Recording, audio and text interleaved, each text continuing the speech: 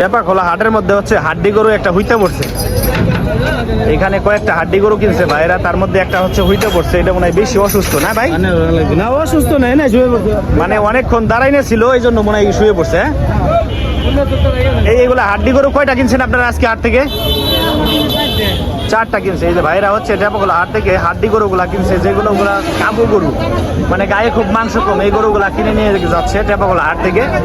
আচ্ছা ভাই, এইগুলা আপনারা নিয়ে কি পালবেন না মোটা তাজা করবেন? এই কয় মাস পালবেন এটারে?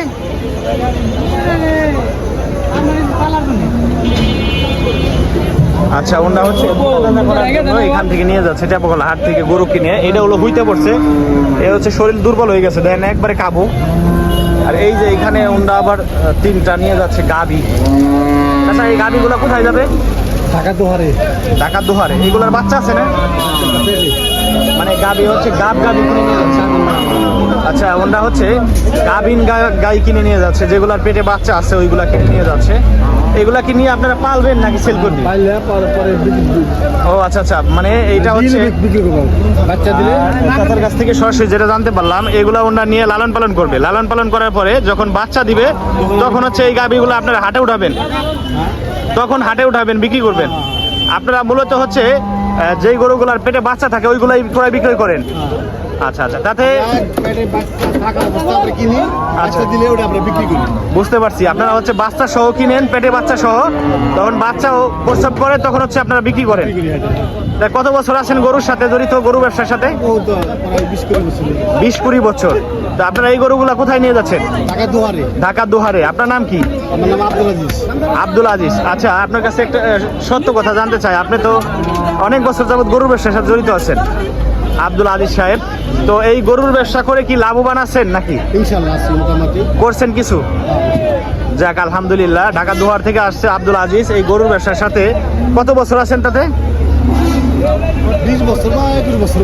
20-21 বছর মতো জড়িত আছে। এই গরুর ব্যবসা করে উনি কিছু সঞ্চয় করছে জীবনে। হ্যাঁ, যাক আলহামদুলিল্লাহ। আর এই যে এটা তো হইতে পড়ছে, এটা তো আর উড়াইতে পারতেছে না। ভাইরা চেষ্টা করতেছে, এর কোলে করে উঠে লাগবে। এই গরুটা আসলে একেবারে অসুস্থ হয়ে পড়ছে। দেখতে পাচ্ছেন হাড্ডি গরু কিনে নিয়েছে ওনারা 4টা। একটা গরু অসুস্থ, গাড়িতে উঠাইতে পারতেছে না, অনেক পরিশ্রম করতেছে গরুটা উঠানোর জন্য। ইয়ে করেন, একটু রেস্ট নেক, তারপরে উঠান, তারা একলাই উঠবে। ও আমি দেখাচ্ছি টেপাখোলা হাটের মধ্যে আরো কিছু গরু এখানে কিন্তু বাঁধা রয়েছে। এই যে একটা গরু বাঁধা আছে। ভাই, গাবি এটা কিনছেন নাকি? কত দিয়ে কিনছেন? 1,85,000 না খালি 85? হ্যাঁ, 85। এটা কি থারি নাকি? বাসন নাই, মানে এমনি দুধ দোয়ান যাবো না?